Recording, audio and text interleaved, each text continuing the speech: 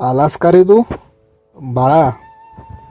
आपल्या आयुष्यातील सर्वात दुःख जर आपल्याला कोण देत असेल तर ते आपले विचार असतात. आपले विचारच आपल्या आयुष्यातील सर्व गोष्टी घडवत असतात. आपले हे विचारच असतात जे आपल्याला चांगल्या आणि वाईट गोष्टी सांगत असतात. आपले विचारच चांगल्या आणि वाईट या दोन्ही गोष्टी घडवत असतात. आपण जसा विचार करत असतो तसेच आपले आयुष्य हे घडत असते. जो व्यक्ती चांगला विचार करतो त्याच्या आयुष्यात सर्व काही चांगल्याच गोष्टी घडत असतात. जो व्यक्ती नकारात्मक विचार करतो त्याच्या आयुष्यातही तसेच नकारात्मक गोष्टी घडू लागतात. कालांतराने त्याला चांगल्या गोष्टीमध्येही नकारात्मकता दिसू लागते. असा व्यक्ती चिडचिडा होऊन जातो. तो आयुष्यात काहीही चांगले करू शकत नाही. त्याची सर्व एनर्जी ही नकारात्मक विचार करण्यातच जाते. त्यामुळे त्याला कोणत्याही चांगल्या गोष्टी दिसू लागत नाहीत. तो नेहमीच नकारात्मक बोलू लागतो सुद्धा आणि सभोवताचे वातावरण सुद्धा त्यामुळे नकारात्मक होऊन जाते. लक्षात ठेव, या उलट जो व्यक्ती सकारात्मक विचार करतो तो अडचणींमध्येही सकारात्मक विचार करतो. तो संकटावर मात करून पुढे जात असतो. त्यामुळे त्याच्या आयुष्यात सगळ्या गोष्टी ह्या चांगल्याच घडत असतात. त्यामुळे विचार करताना नेहमी चांगलाच विचार करत जा. आपल्या चांगल्या विचारांना दैनंदिन जीवनात आचरणात आणत जा. चांगले विचारच आपल्याला दुःखातून सुखात जाण्याची प्रेरणा देतात. यातून आपण संकटावर मार्ग काढू शकतो. संकटांवरती आपण मात देऊ शकतो. चांगले विचार ठेवल्यावर माणसाचे नेहमी चांगलेच घडते. बाळा, जीवनात जर समाधानी राहायचे असेल तर कोणाकडूनही जास्त अपेक्षा ठेवू नकोस. ज्याच्याकडून आपण जेवढ्या जास्त अपेक्षा ठेवतो आपल्याला त्रासही त्या व्यक्तीकडूनच जास्त होतो. आपल्याला त्याच्याकडूनच जास्त दुःख मिळते.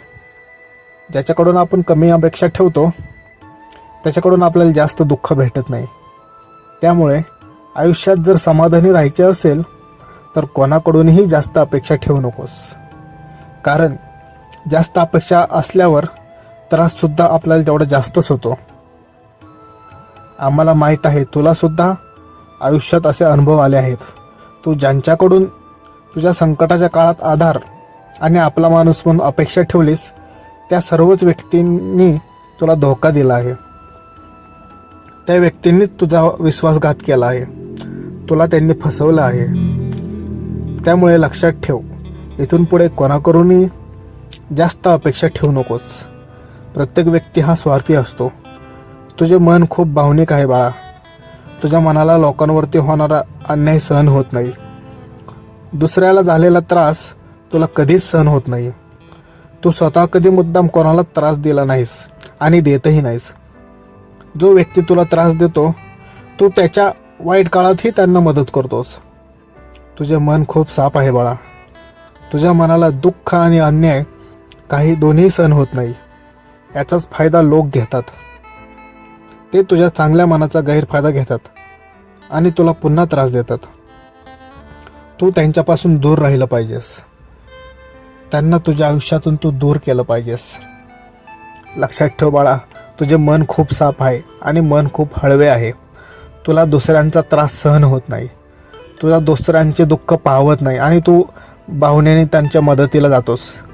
पण लक्षात ठेव, लोक तुझ्या याच चांगुलपणाचा गैरफायदा घेतात. लोक याच तुझ्या चांगुलपणाचा गैरफायदा घेतात. पावलोपावली तुझा उपयोग करून घेतात. पावलोपावली तुझा वापर करून घेतात.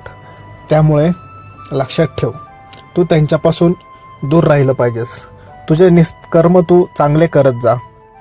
मनात कोणतीही निस्वार्थ भावना आणू नकोस आणि अशा स्वार्थी लोकांना तुझ्यापासून तू दूर कर. बाकी तुझ्या आयुष्यात सर्व काही चांगलेच घडणार आहे. तुझ्या आयुष्यात काही वाईट होणारच नाही आहे. लक्षात ठेव, भिवू नकोस. मी तुझ्या पाठीशी आहे. चला तर मग मित्रांनो, आपण पण स्वामींची आज आठवण करूयात.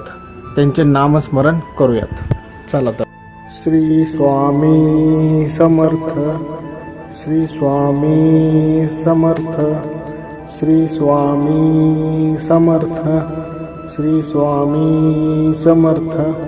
श्री स्वामी समर्थ. श्री स्वामी समर्थ.